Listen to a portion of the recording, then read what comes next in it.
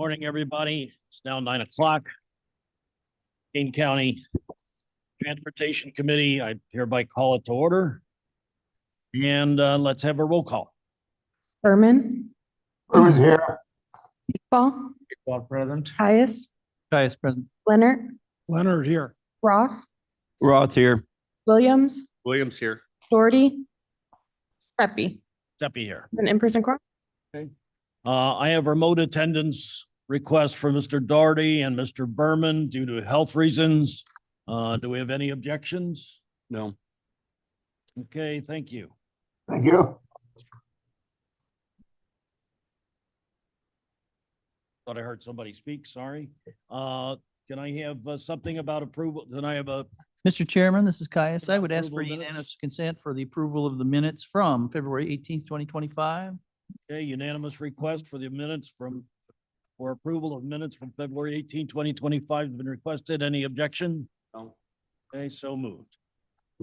Do we have any public comments? Okay. Moving ahead on to finance. Mike Zakoziak. In your packets, you have the finance reports. If you have any questions, please let me know. And then we have an announcement. We've promoted, our CFO position opened up about 2 months ago.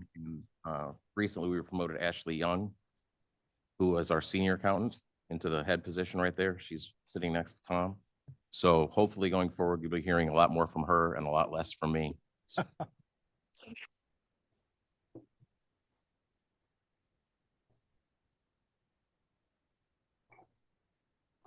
Then you want to do stuff? Go ahead.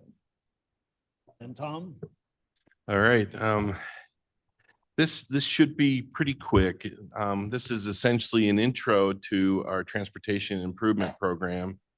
And wanted to spend a little bit of time with the committee, just kind of bring you up to date that this is the season that we start looking at our 5-year financial planning efforts.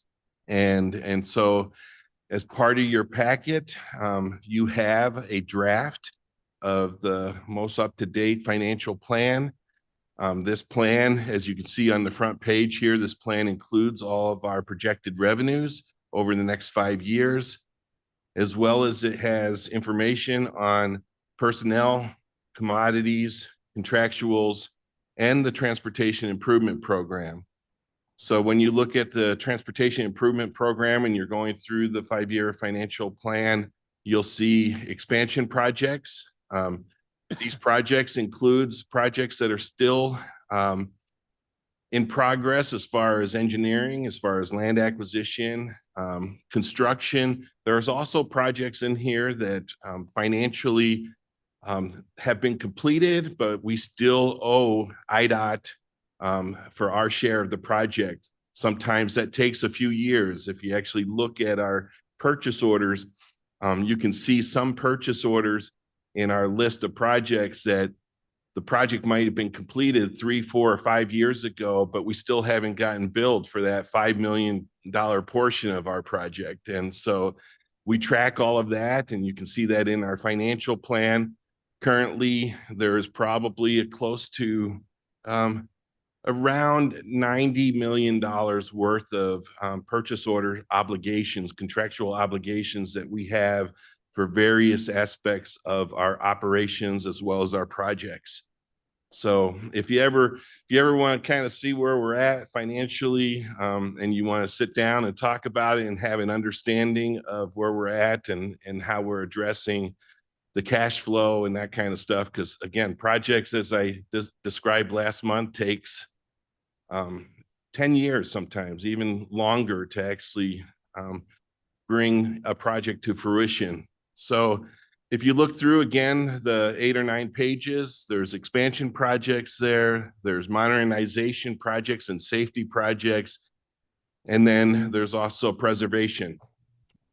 All of the projects that are in the financial plan are all projects the county board has approved and directed us at the staff level to move forward with in prior years. We have not been adding any projects to the program, mainly because of the fiscal constraints that we're in currently. A lot of those projects are also only in phase one engineering so that we can look at potential applications for outside funding sources. And perhaps some of those projects might have eligibility for federal funds. Again, if you go through this and you have any questions, I want to make sure that that you feel free to approach myself, and I'll try to get you some answers about where a project is and where it potentially needs to head in order to actually come to fruition. I'm just going through preservation. That's our primary projects that we do. Preservation are the projects that are maintenance. And at any given moment, we have about 68 structures that are out there, that bridges and box culverts, et cetera, that we are maintaining at a repair level, but we also have replacements that need to occur. And so there's a lot of activities that's just ongoing maintenance on an annual basis.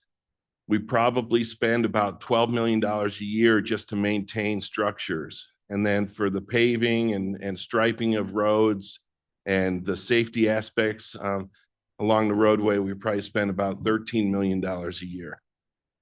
When you look at the revenues that come in, we have about $50 million in annual recurring revenues, and we have about 52 million in, I'm sorry, I said that wrong way. We have about 52 million in recurring revenues, and we have about 50 million just in maintenance and operations. So we have, on an annual basis, we have $1 to $2 million available that we can match against federal funds. It's not a lot of money.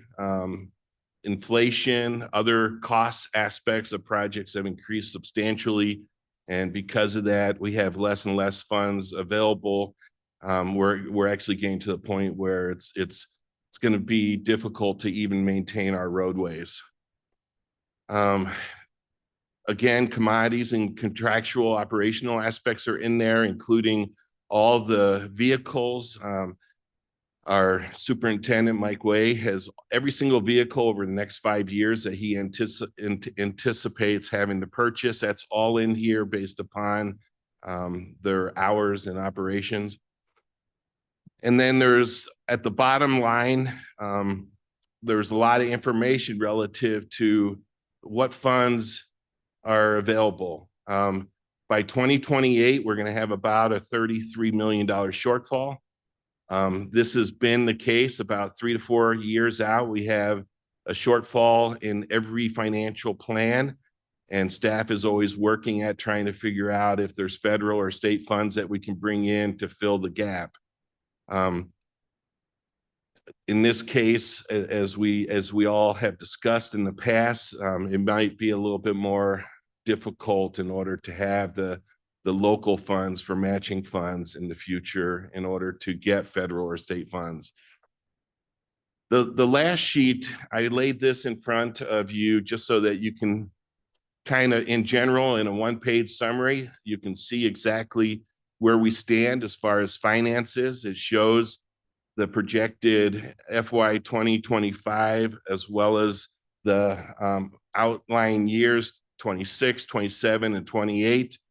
In 28, it shows about a $3 million shortfall in funding for the projects that we're currently moving forward with.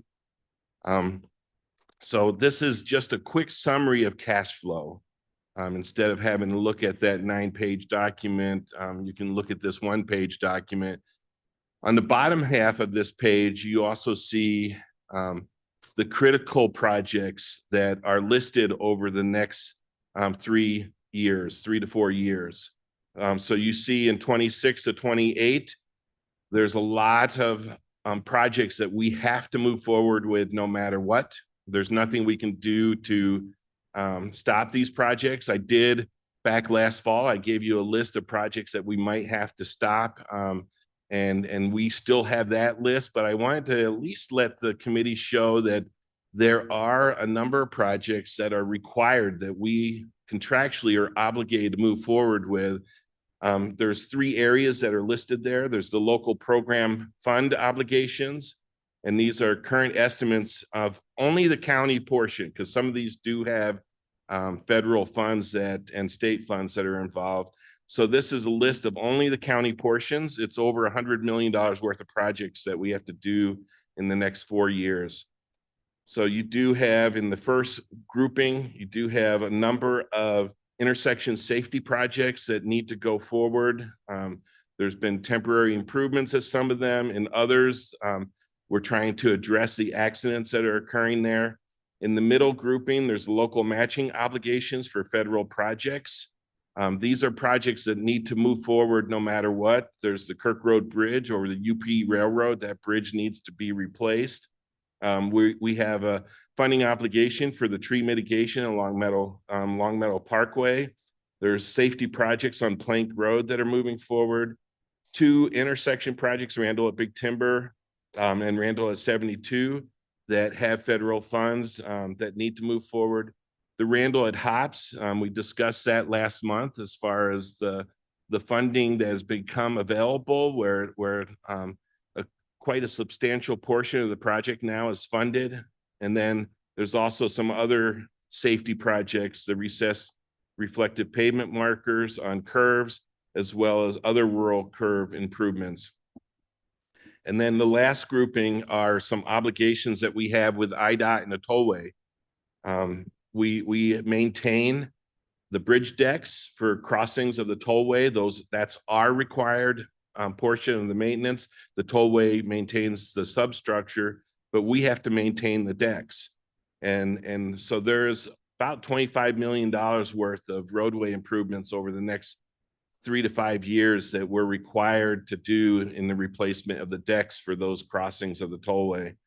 And then there's also the widening of 47, where we have a pro rata share of that widening. So again, this is a 1-page summary to let you see projects that are coming up that we have to participate in no matter what. And we'll be taking some steps over the next couple months to finalize the financial plan. This is something that we typically do in April, but due to the referendum that's occurring on April 1st, we might have to go into May in order to really get down into some of the details of the financial plan. So again, review the draft, take a look at it, see if there's anything that you feel like that should be added to it.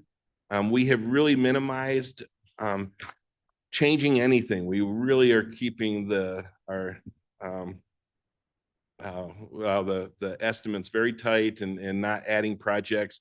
I was just informed last Friday that we do have the Claude Hansen Bridge in Elgin. We have almost $250,000 worth of improvements that just came up that we have to do. So I guess I'm mentioning that because that will be added. We have to do the bridge joints on the Claude Hansen Bridge in Elgin. There's no way around that, but it's not in the financial plan at this point in time. It's these types of repairs that when we do our bridge inspections, they come up and we have to respond to it. It's also one of the reasons why we need to have some flexibility in the cash flow that comes in so that we're able to respond to those types of bridge repair needs. So big picture overview. Again, I didn't want to wade into the details, but if you have any questions or if you ever want to sit down with me and talk about our finances, feel free to do that. Thank you. One of the things I want to point out is that Tom and Mike and I have been working, and I've been emphasizing to try to simplify and put forth things. And it's difficult when you have this much detail to bring it down to some key area of simplification because it's such a complex issue. There's so many things that we're required to do and so many other things that need to happen wherein we would lose key funding opportunities if they don't happen. And we wanted to present that in a manner so that everybody at least had a general idea of what would happen. And that's part of why we had Mike's presentation last month. But I'm sure you got questions, so who wants to start? Question, yeah, Caius? Go ahead, Just Mr. remi- Caius. Remind me where the Randall over 90 fits. Am I missing that one in here? The- Planning? The Randall over 90 is still proceeding forward. It is something, it's at the multi-year. So if you look, it's not part of the immediate next 3 to 4 years, but it is something that we're going to have to do because the bridge Randall over 90 has to be done. And so it's in the multi-year. We're looking at probably closer, Mike, correct me if I'm wrong on this. We're looking closer to 5-7 years. And that's a very expensive project. We will probably have to do a funding agreement with the tollway in order to have them help assist us in that overall cost, because that's probably around $60 to $70 million. And so typically projects like that, we work with the tollway, and there's a portion of new toll revenues that are collected in order to assist with interchanges. And that's about the only way you can do those types of major projects. And so we will be talking with the tollway over the next couple of years and starting to draft a program. I think as many of you are aware, Jackie Forbes is no longer with us, and she's actually moved into the role at the tollway, where we'll probably be meeting with her to start some of those discussions over the next few years. And so that's where it stands. It's in there. It is a project that's in there. It's a very expensive project. It's probably about $30 million on the local end that the county is going to have to come up with in order to replace that bridge and update the interchange there. Thank you. Mr. Roth. Roth here. Thank you, Tom. This is good. It might be helpful that, you're showing what the county funds are, but we're obligated based off of what we're getting from other sources. If we had a column that said, here why we have to reserve those funds, because otherwise we won't get these funds. Because a lot of time over the last few years, there's been people on the board wanting to extract from the RTA tax. And I think if it shows, that's why we got to go out 3 to 4 years and show that we're reserving those funds in order to get the match or the whatever we're getting. And if we added that column, we're reserving, 6.6 for Bliss Road, but how much are we getting from other funds? And that's why we have to reserve that, correct? Yes. And I think we're trying to enhance our 5-year finance Right. planning. The New World financial system for the county does not have project management aspects to it, Right. which makes it extremely difficult. I had a conversation recently with Mr. Leonard to talk about how we can get more of those types of details out there. And I'm thinking about it, and Okay. Ashley's going to assist me with this. We're trying to figure out ways to, since New World is incapable of doing project management, we're going to try to figure out ways to Right. get some of that information out. Historically, all I've ever needed to do was to have the budget component, which is Right. only county funds. But I hear what you're saying, and we I think it are- would remove the argument, oh, we got extra cash there that we can take, right? Well, once Yeah. it's gone, it's gone. Yeah, if you recall back last fall, I talked about $138 million that came into the county, with the county portion of that being around 35 million. Right. I might put that into a spreadsheet just so you can see the types of projects that have been funded in recent years. It's about a 2.5 to 1 ratio. So there's a significant amount of monies that come into the county for these types of projects because of our local matching ability. All right, thank you. Any other questions? Oh, I'm sorry. Who? Jordy. Mr. Doherty, sorry. Yeah, Tom, I'm just confused. You said that the tollway does the bridge construction, but we do the deck. But now I thought I heard you say we're doing the construction on No, Randall over 90. Yeah, we will do the construction of Randall over 90 in all likelihood, unless there's state or federal funds that come into play. Typically, interchanges do not have federal funds, but that's something that we still need to figure out. The bridge decks, there's 4 bridge decks that are listed there. Those will be our responsibility. We will actually be bringing those projects forward for the bridge deck replacement. Mike, do you have any other additional information to add to that as far as whose responsibility? Generally, these are projects that we take the lead on. Mike's concurring that that's correct. Okay, so the toll is going to pay for it. We're just doing it. It will be a mixture of many different funding sources typically, since it's a county highway and a toll interchange.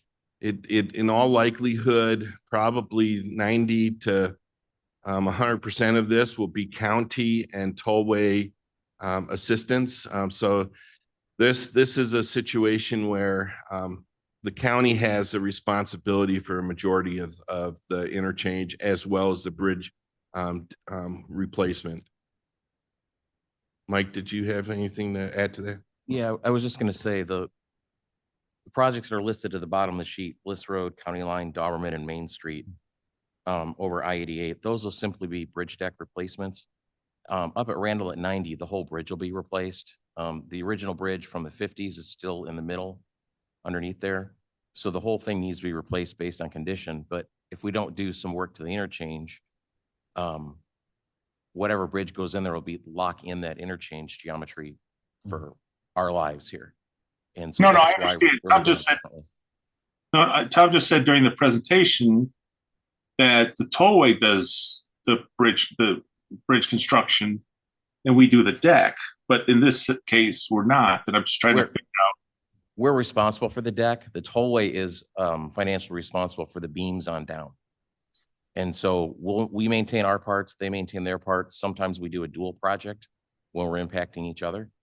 But it depends on the scope of work, but they're financially responsible for, from the top of the beams on down, we have the deck and the approaches. Oh, okay, so we're not doing the beams, they are. Correct. If they need to be replaced, we could do it during our project, but they will pay for it. So some of this will be worked out in the future as far as an agreement that outlines who's the lead on certain aspects of it. Ultimately, we are assuming that we're the lead until those agreements are put in place.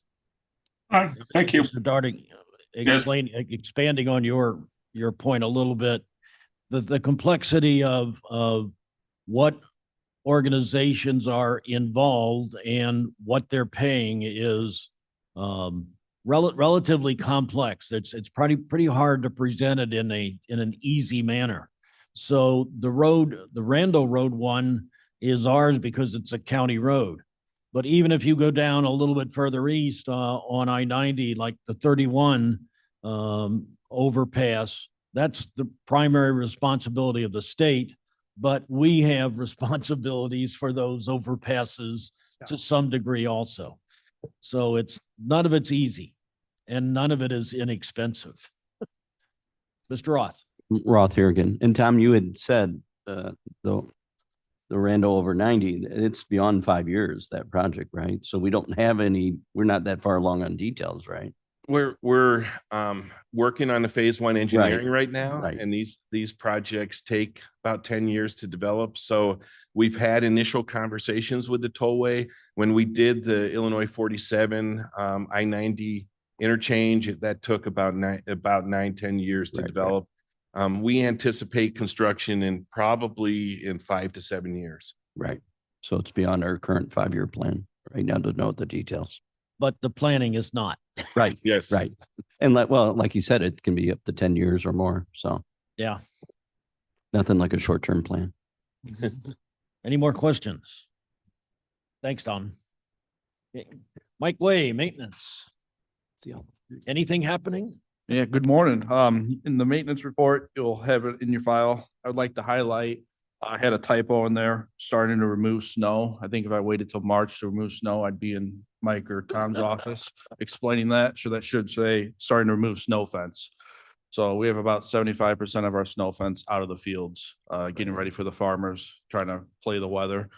As of March 10th, we've been out about 30 times this season with an estimated use of 6,000 tons. About this time last year, we were out 26 times with an estimated of 5,500 tons. I'd like to take a moment to thank OEM for their assistance Friday night into Saturday.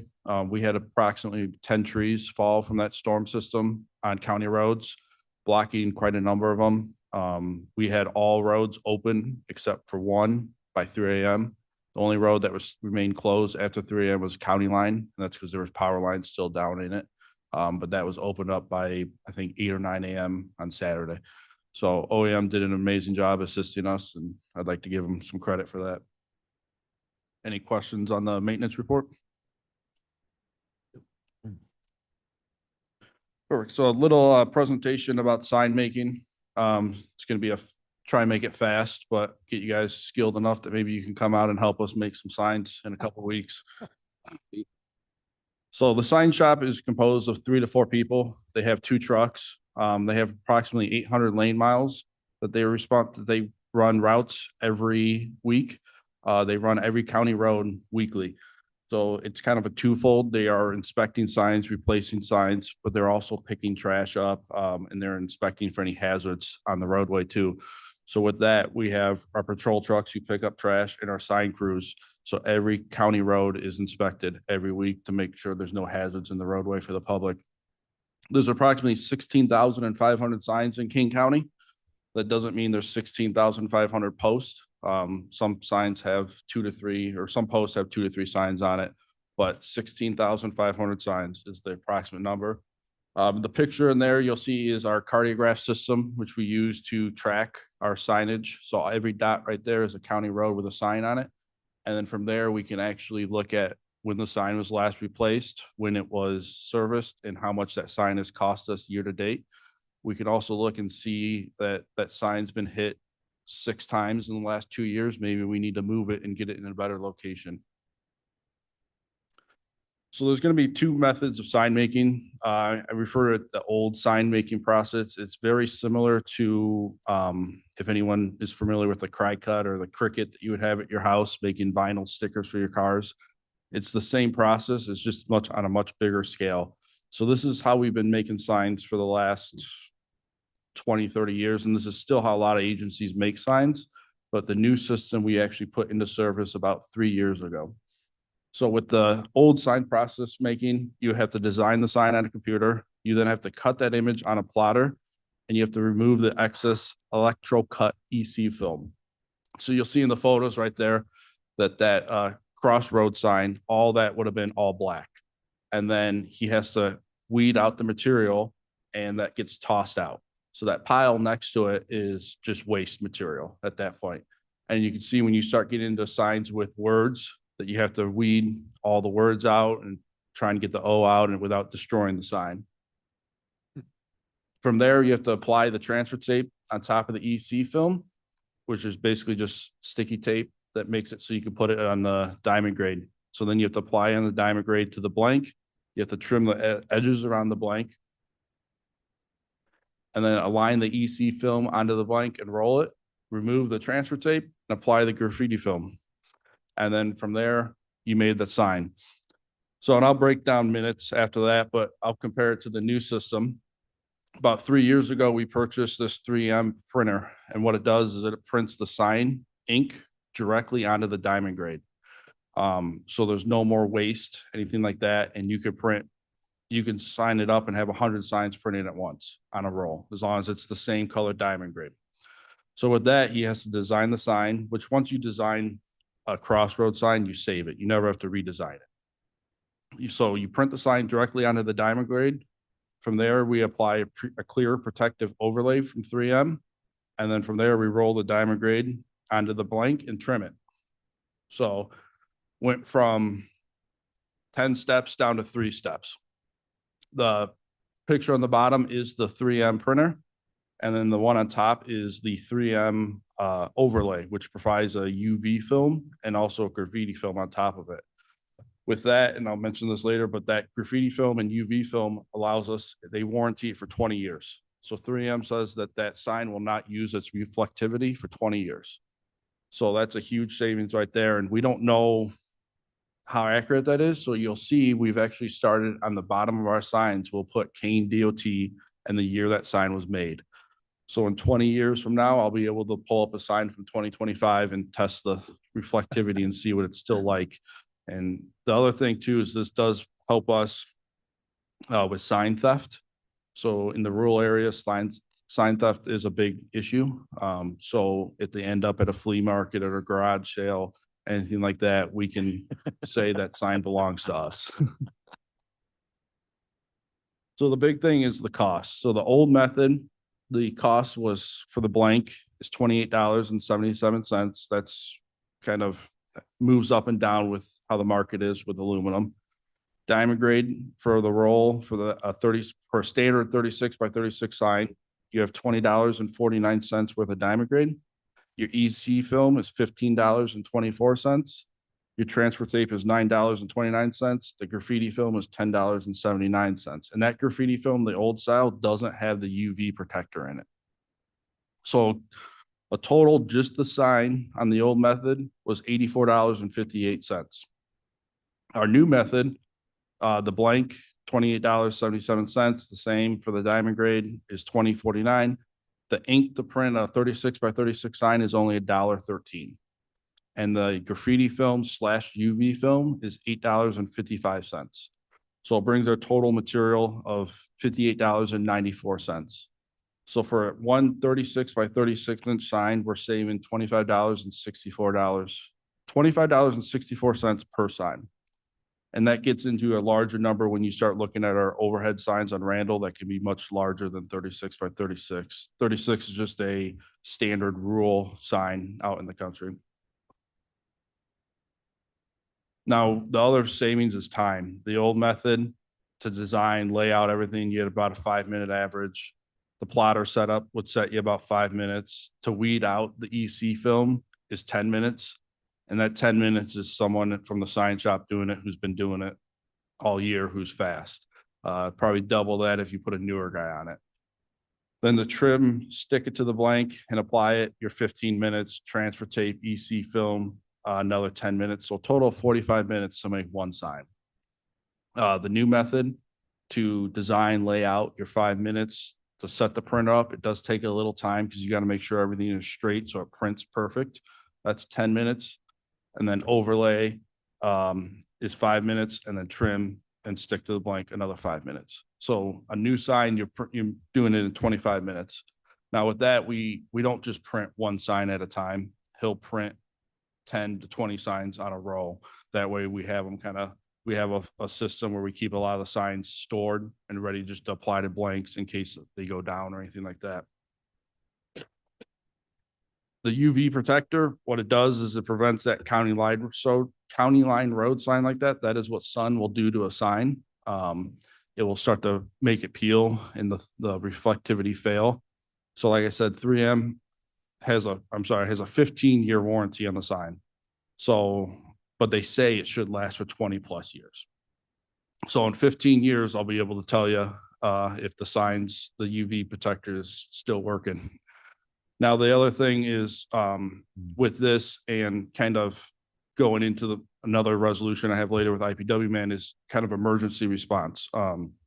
We are able to, if a bigger disaster happened, we lost a lot of signs, we would be able to print hospital signs, any kind of guide signs to tell people where to go for collecting sandbags or get street names up after a tornado, anything like that. We could print 100 signs in less than an hour.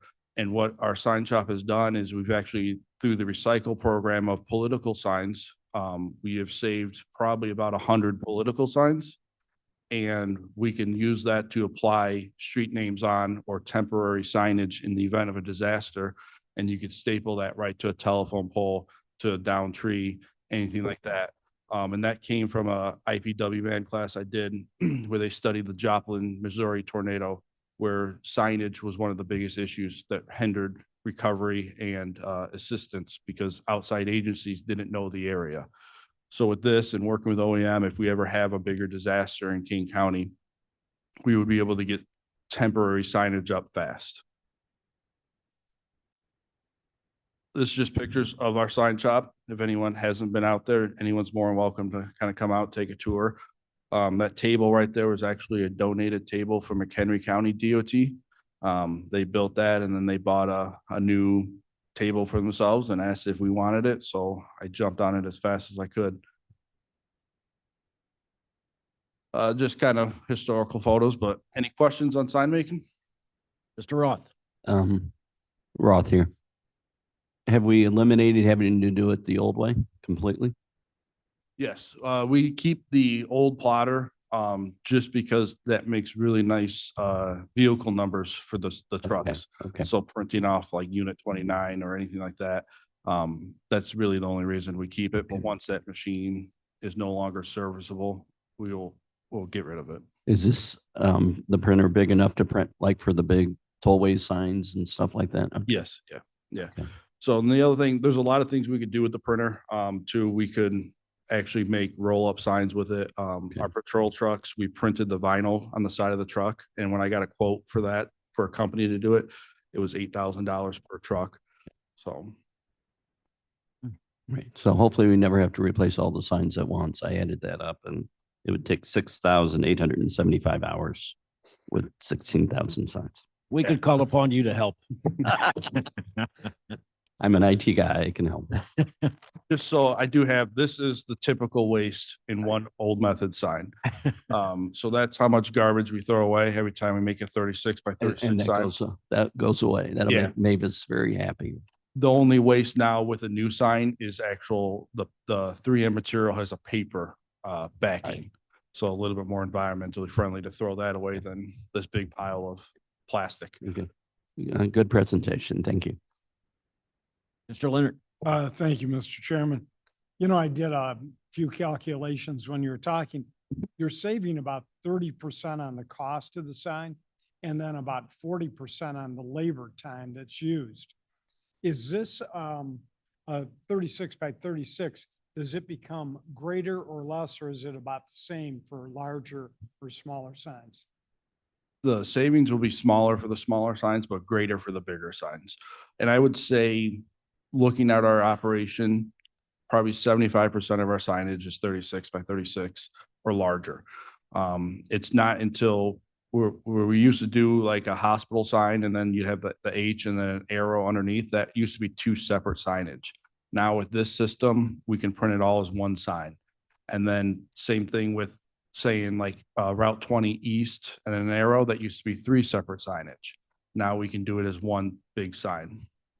And one last question, with respect to insurance, if there were a disaster, the signs are the property of Kane County, the Department of Transportation. Is there any insurance coverage for those, or are we self-insuring that? And number two, if an individual, whether it be commercial or an individual tears down a sign because of an accident or their negligence, are they held liable for that? For the They are. replacement? So yes, they are held. If a car accident takes out a sign, they are held liable. We can get the money back from the insurance. And when you look at the cost of the base, the post, the sign, the man hours, to put a sign up is approximately $200. Where we run the issue is when we try and collect the money from the insurance, they'll try and say it's not worth that dollar amount because it's not as reflectivity. It's old. It's been out there for 10 years. So you get into this issue where how much time are we spending on man hours trying to fight the insurance to save $200? But when it comes to a bigger disaster, the FEMA money kicks in. So like the tornado or straight wind outbreak we had Friday, I already sent our man hour cleanup time to OEM to track that. It's not going to be anywhere near what is needed to get FEMA money. But if we had a bigger F5 that came through the county, that's when you're going to really start to see that kind of money come in. And yes, it would be covered. And then with Cartograph, we can actually run a report and say how much dollar wise it would cost to replace those signs. Thank you. And then I would just add too that, you know, we are saving time, but our sign shop is getting busier with accidents that take out signs to the point, and then more ground to cover. That probably in the next 5 years, maintenance wise, we're looking at changing operations. And right now, there's so many 4 lanes that the sign shop can't run all the 4 lanes in one day. So when they do run the 4 lanes, we're actually splitting it up right now into 2 crews. So the 4 lanes are ran on Tuesdays by the sign shop and they need the crash protector behind them. So we're actually running 2 sign trucks on Tuesdays to try and stay caught up with the 4 lanes. That seems to be our biggest issue is cars taking out signs on the 4 lanes. Thanks. Before you go on, Mike, I continue to be impressed as you know, we work with the individual departments and the personnel here in the county at the level of competence that we have, at the degree of pride that people take in their work and the way they work together. Just the way Mike was talking about, you know, the Office of Emergency Management and helping to get the trees off the roads. Okay. If you go to Mike's office, for example, and you see Snow Central, as I call it, but all the screens that are up there where he is controlling, not well controlling, but where he has immediate information on what's happening, particularly with that. And when you go around, and again, just picking on his office, but I see it throughout the county, the pride that his people take in the work that they do is just so impressive throughout the county. And the more we talk about that, the more important I think the county personnel are. And it's part of our job to see that that continues. So there's my part of it. And I know you all probably agree with me. Mr. Roth? Roth here, and I agree with you. It also shows using technology to be more efficient. And I think there's huge opportunities across to continue to do that. So thank you. Thanks, Mike. Please go on. Thank you. So next is a resolution for Adopt a Highway. This month, we have 2 renewals and 1 new applicant. The new applicant is on Randall Road. The 2 renewals are on Huntley and Plank Road. May I have a motion and second to discuss? Caius would move. Caius moves. Roth will second. Roth seconds. I will point out, Mr. Chairman, that it's bothering me.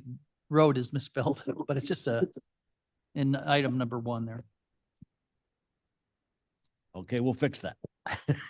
Sorry. R-A-O-D. Make sure not to misspell it on the sign. That's the more French, embarrassing. that's the French spelling, I think. Okay.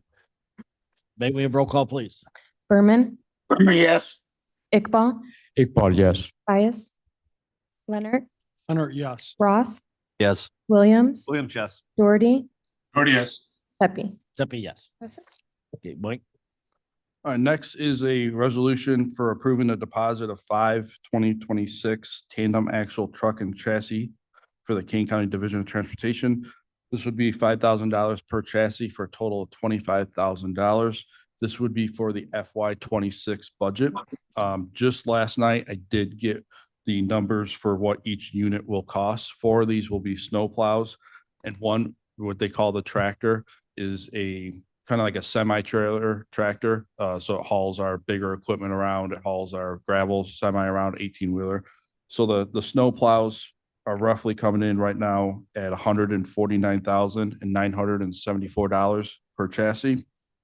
And the tractor truck is coming in at $191,305 for the chassis. And that price isn't locked in. What this does is it locks in the build spot for 26.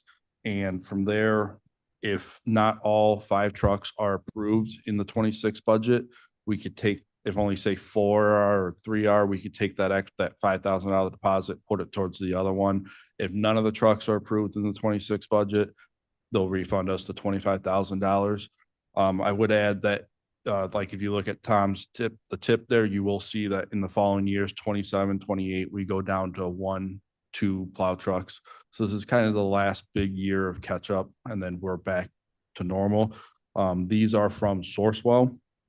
And with that, we have reached out to the other truck manufacturers who are still saying 27, 28 till you get trucks. CIT right now is really the best option for us to get trucks. It's still a big problem. I meet monthly with the other county superintendents, and I know like Lake County is been waiting on a sign truck and a boom truck for 3 years now, and they're renting trucks this year to serve that purpose as a boom truck. So they're paying a monthly rental fee to kind of offset that. So staff recommends approval. Again, we have a motion. and Roth will second. make the motion. Leonard will second. Leonard second. Any discussion? Mr. Leonard? Yes, Mr. Chairman, I just have one concern here. I understand what you said, Mike. I totally accept it and agree with it. But why are we approving a resolution for a deposit when it's 100% refundable if we don't get the vehicles? I mean, I think it's something that we don't really need to, this is like micromanaging their department.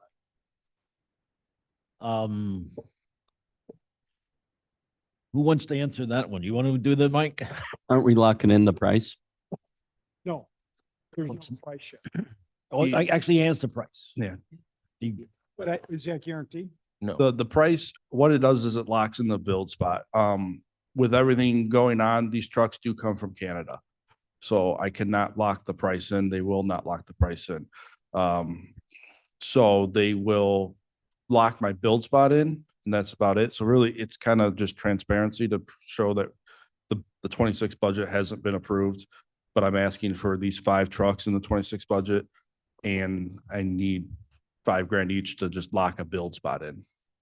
And I'm not trying to complicate the issue. I'm just saying, I don't think you should have to go through us in order to start this process. I think it's something that should be able to be done through your department and not necessarily have to come to the board, because there's really no financial concern to the board at this point. Well, we do have to expend $25,000. But we get that back. Well, but It's approaching the 30,000 to where you have to approve that. bid. Or, Still under, I mean, or it's again, it's just I a- understand and agree with Yeah. you. Okay. Not- We're It's talking maybe something we process. can We're not change. arguing the point. Chance we can work on Yeah. that. Thank you. like, Mr. Caius. Caius, yeah, well, on the flip side of that, if, I understand if they don't give us a truck, it's refundable, but what if we get to the point we say, hey, we don't want the trucks? Then it's not refundable, right? I mean, that just says deposit refundable if not all trucks are purchased. Yeah. If we get to there and we say, oh, never mind, Well, would we still be obligated? That's my question. Would it be still I think obligated? not purchase means option on either side. Yeah, I have the option to say we don't need the 5 trucks, Oh. and it is refundable. We don't lock in a build until I issue them a PO. Then after a PO is issued for the total amount of 600 for the 4 trucks and 200 for the 1 tractor, so 800,000 roughly for the PO. Once that is issued, then I'm locked into taking them. But that won't be issued until next year. And I would add, the 25,000 is in the FY 25 budget. There is room in the 25 budget for that 25,000, so I won't need to adjust the 25 budget for that. Any other discussion? Roll call, please. Berman, Yes. Iqbal, Iqbal, yes. Caius, Caius, yes. Leonard, Leonard, yes. Roth, Roth, yes. Williams, Williams, yes. Doherty, Oh, yes. Deppie. Steffi, yes. Passes. Okay. Next, Mike. Next is a IGA, for the Illinois Public Works Mutual Aid, also known as IPW Man, for membership participation of the mutual aid assistance. So what IPW Man is it is a public works mutual aid network. So it's very similar to MABUS for fire and ALEA for the sheriff's office or police. When disaster strikes, you can call on other agencies to help and assist you from IPW Man, as long as they are a member. We have been a member since the founding of it in 2009. The reason we need to change it is because for the longest time, IPW Man was a non-for-profit organization. And as they grow, they are switching to a IGA or an intergovernment agency. So nothing in the bylaws really changed other than that wording where it says that they're going from a non-for-profit agency to a interagency or IGA style organization. It is membership for us is $500 a year. That is the cheapest insurance I think we could buy For reference, last year Geneva activated IPW Man for 10 days at a cost of roughly the work they got was about $90,000 worth of work to help clean up after those storms we had in June and July. So they got $90,000 of work for $500. This one's personal for me. I am a duty officer for IPW Man. So Saturday down in Selma, Illinois in District 11, which you'll see on their map, they did an activation for 2 tornadoes that hit. So on my time on Saturday, I was coordinating the response, helping get the resources they need down there. I think every member of every village, every town, every city in Kane County should be a member of IPW Man. And I'd say we're almost there. We're about 80%, where there's a few I need to keep bugging to get them to join. But staff recommends approval. Can I have a motion? Leonard moves. Or moves? Tice, Roth seconds. Any discussion? Roll call, please. Berman, Berman, yes. Iqbal, Iqbal, yes. Tice, Tice, yes. Leonard, Yes. Roth, Roth, yes. Williams, Yes. Doherty, Oh, yes. Pepe. Pepe, yes. Passes. Thanks, Mike. Great presentation. Mr. Rickard. In front of you is the planning and programming report. Attached is the Kane Kendall Council Mayor's newsletter. There's a lot of information there. So if you get an opportunity, funding opportunities are there. There's information on the Kane County Safety Action Plan that we're moving forward with. And then there's also some partner updates on the transit side. We'll be in Springfield, talking a little bit about the transit and encouraging certain directions and because that needs to take place over the next few months. And there's a lot of different hearings. We're also there discussing the quick take bill that we have for Randall at Hops Road. There's a Senate hearing on Wednesday afternoon for that occurring. And that's about it. There's a impact fee program update. We've started the interview process. I don't know if we've selected somebody at this point in time. Do you know, Steve? We have? Okay. So we'll be bringing that contract forward in order to move forward with the impact fee update. We're required by state law to do that every 5 years. It's about a 2-year process. That process is starting. That's all I have unless you have questions on the report. Any questions? No. All right, go on to your resolution. All right, the resolution, item 8B there, authorizing applications for and execution of an FY 2024 and FY 2025 grant agreement under the Section 5310 funds program for Ride and Kane. This is essentially a resolution that shows county board support in moving forward with the application. 5310 funds, those are federal funds that support Ride and Kane. About 50% of the program are federal funds. And so this is in order to do the grant application that's coming up. And so this will be part of our packet that we submit to the RTA for these funds in the future. Staff is recommending approval. May I have a motion and second to Tice discuss? would move. Caius moves. Roth will second. Seconds. Any discussion? Roll call, please. Berman, Berman, yes. Iqbal, Iqbal, yes. Tyus, Tice, yes. Leonard, Leonard, yes. Roth, Roth, yes. Williams, Yes. Doherty, Oh, yes. Pepe. Pepe, yes. Passes. Okay, permitting. Doris. Hello, good morning. So our permitting packet was for you earlier with a lot of our supplemental documentation, but before you on the screen is just a summary of our permitting report. A few projects I'd like to highlight that we have been going through ongoing plan reviews that are anticipated to start this spring. That's number 2, the Kirk Road and Division Street. Our Main Street and Deer Path will start up in the next month or so. The Long Meadow Parkway and Stonegate Road, we're also waiting just for some last minute paper documentation that's expected to start in the spring. And another project with the city of Elgin is the Madeline and Big Timber roadway widening improvements for traffic signals.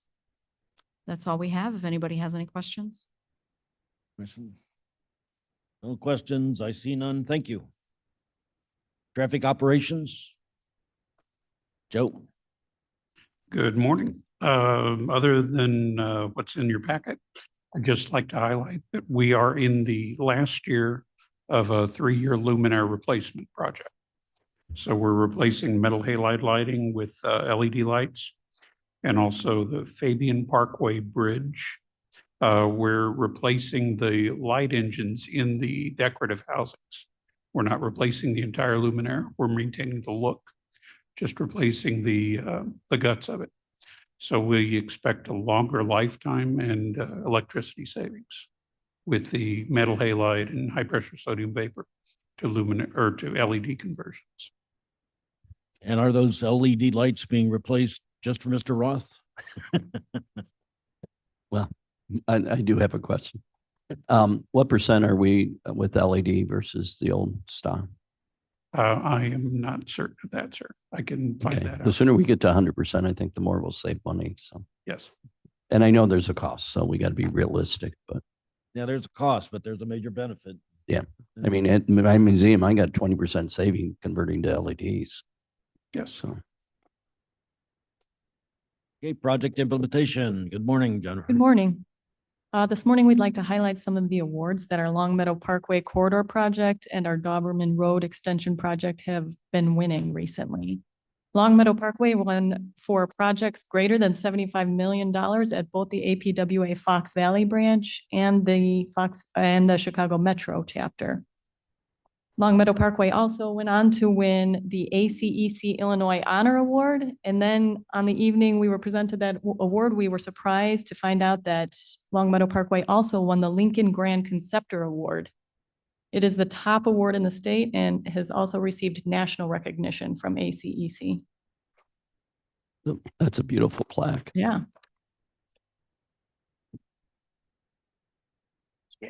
What wall is that going up on? We have a whole awards wall at Okay. KDOT. Yeah. You should still come have down and room see. left on the wall? It's expanding. Okay. We'll make another wall. Make another wall. The Doberman Road Extension Project has won for projects between 25 million and 75 million at both the APWA Fox Valley branch and then at the Chicago Metro chapter as well. So we want to thank you for all of your support on all of our projects. Everyone here takes great pride in our superior infrastructure, and it's rewarding to see these projects get recognized. We can move on to resolutions if you don't have any questions. Any questions? I'm sorry, Jennifer, did you have a printout of that, all the awards? Is that it's not in the, It's not in the packet. yeah. Yeah, Could you send it to me, please? absolutely. I want to go brag at Algonquin and Yeah. Of course, Carpenter. make sure Kane County if you can Connects send has it got to all me. that. Oh, yeah, yeah, we will write something up for the King County Connects. It's a Yeah, great idea. yeah, make sure it gets out, but I want to, their meetings are tonight, so I want to Yeah. mention. Move on to your resolutions. KDOT staff recommends approval of a contract with D Construction for $193,746 and change for the Kesslinger Road Box Culvert Extension and Guardrail Removal Project. Please note this bid does not meet the guidelines set forth in the Responsible Bidders Ordinance, but is in compliance with the remaining sections of the King County Purchasing Ordinance. Williams moves. Leonard seconds. Any discussion? Roll call, please. Berman, Berman, yes. Iqbal, Iqbal, yes. Guys, yes? Leonard, Yes. Roth, Roth, yes. Williams, Yes. Doherty, Yes. Pepe. Steffi, yes. Next. KDOT staff recommends approval of a contract with Martam Construction for $260,071 and change for the LaFox Road Pedestrian Box Culvert Underpass Repair Project. Please note this bid did not meet the RBO guidelines, but is in compliance with the remaining purchase sections of the purchasing ordinance. Williams moves. Roth, a second. Any discussion? Roll call, please. Berman, Berman, yes. Iqbal, Iqbal, yes. Pius, Guys, yes? Leonard, Leonard, yes. Roth, Roth, yes. Williams, Yes. Doherty, Oh, yes. Pepe. Pepe, yes. Passes. Next. KDOT staff recommends approval of a contract with Builders Paving for $6,248,000 for the 2025 King County resurfacing project. This project resurfaces 29 lane miles focused on the northern half of the county. Please note, this bid also did not meet the RBO. Roth will make the motion. Leonard will second. Roth moves, Leonard second. Any discussion? Yeah, Doherty, Mr. Darty? I'm confused. She keeps saying it doesn't meet the requirements. So how are we able to pass it? There's exceptions to the responsible bidder organization, bidder ordinance. This is one of them. What is? Yes. The What is that? RBO does allow the exception if all of the bidders who submitted bids on that contract do not meet each of the RBO requirements. We can then defer back to the purchasing ordinance, which then allows us to determine if the parent low builder is a pre-qualified, meets the qualifications of the contract itself, and eligible to bid on the contract, you know, in good standing with the Secretary of State and such. We do our due diligence then to make sure that low bidder is, you know, one that we can recommend award. So. Mr. Williams? I mean, I think this just shows the problem with our ordinance and that we need to revisit it because we imposed restrictions on ourselves, and our contractors, which can't be met. So I think some committee needs to take up the RBO again. Here.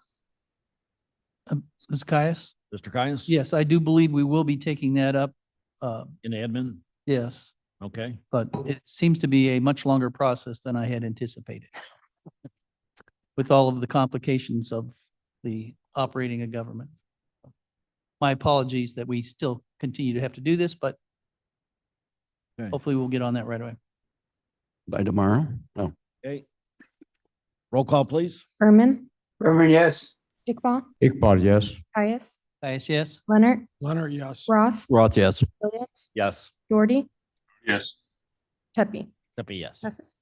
Next. Staff recommends approval of a $125,000 appropriation to the Forest Preserve District of King County for the improvement to the Buffalo Park and Brunner Family Forest Preserves.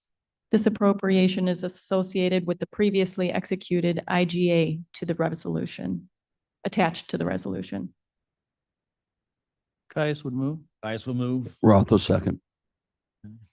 Any questions?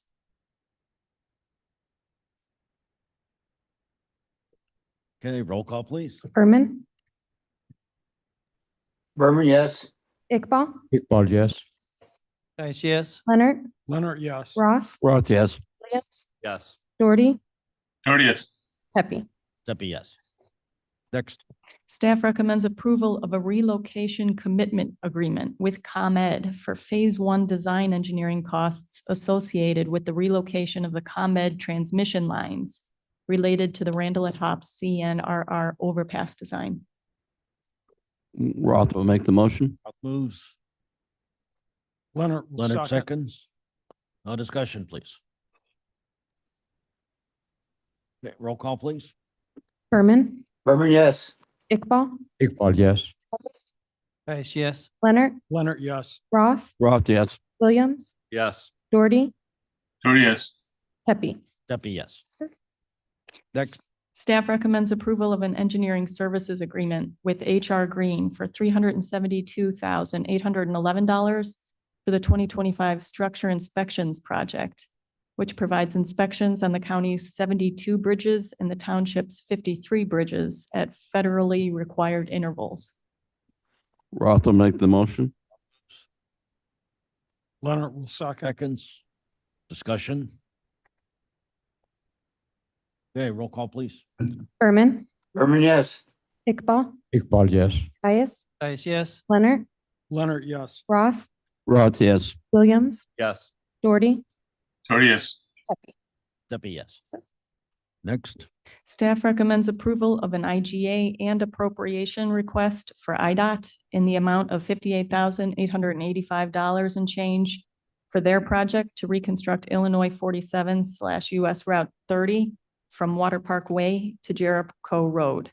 This amount includes King County's share for engineering and construction, as well as a 20% contingency. Leonard will move. Leonard moves. Berman second.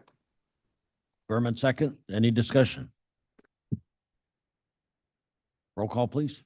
Berman, Berman, yes. Iqbal, Iqbal, yes. Tyus, Tyus, yes. Leonard, Leonard, yes. Roth, Roth, yes. Williams, Yes. Doherty, Oh, yes. Pepe. Pepe, yes. Next, Staff recommends approval of a contract with Builders Paving for $483,483 for the Blackberry Township Road District's resurfacing project, which will resurface 3.45 miles of roadway within that township. Williams moves. Roth, a second. that we just any discussion? Roll call, please. Berman, Berman, yes. Iqbal, Iqbal, yes. Tyus, Tyus, yes. Leonard, Leonard, yes. Roth, Roth, yes. Williams, Yes. Doherty, Oh, yes. Pepe. Pepe, yes. Passes. Next, Staff recommends approval of a contract with Peter Baker and Son Company for $175,398 and change for the Burlington Township Road District's resurfacing project, which will resurface 0.61 miles within that township. Roth will make the motion. Leonard will second. Leonard seconds. Any discussion? Roll call, please. Berman, Berman, yes. Iqbal, Iqbal, yes. Tyus, Tyus, yes. Leonard, Leonard, yes. Roth, Roth, yes. Williams, Yes. Doherty, Yes. Pepe. Pepe, yes. Staff recommends approval of a contract with Builders Paving for $387,887 for the Caneville Township Road District's resurfacing project. This project will resurface 1.64 miles of roadway within that township. Leonard will move. Leonard moves.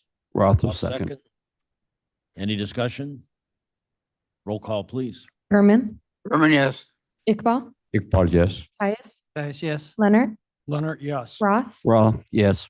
Williams, Yes. Doherty, Oh, yes. Pepe. Pepe, yes. And last, Staff recommends approval of a contract with Plody for $991,000.30 for the St. Charles Township Road District's resurfacing project, which will resurface 4.22 miles of roadway within that township. Roth will make the motion. Williams seconds. William seconds. Any discussion? Roll call, please. Berman, Berman, yes. Iqbal, Iqbal, yes. Tyus, Tyus, yes. Leonard, Leonard, yes. Roth, Roth, yes. Williams, Yes. Doherty, Oh, yes. Pepe. Pepe, yes. Passes. Mr. Roth? Trivia question. What percent of our 25 budget did we just spend today? I'm kidding, of course.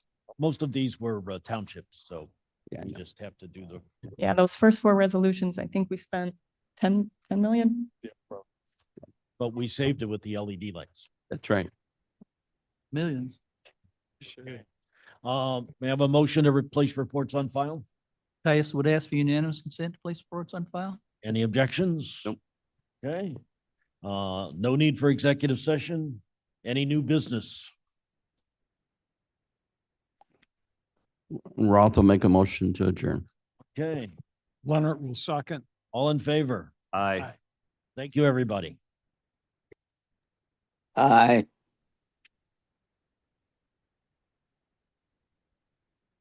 Send me your contact.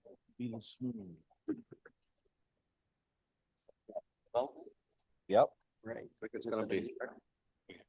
That one's gonna be short. Everybody online that plans on sticking around for Finances, development committee, that is scheduled for So much more 10:30. complex which is than approximately any other department. minutes in the away. county. The live streaming has currently been stopped. Enter I will start more that again at about for 10:25-ish or Okay. so. The plan is to They don't jump have on an and give idea. you the heads up. It's very In the tough. meantime, while we are muted, if you need anything, use the chat feature in Zoom. We'll try to keep an eye out for any comments there. Otherwise, we'll be back to you in about 20 minutes. Thank you, everyone.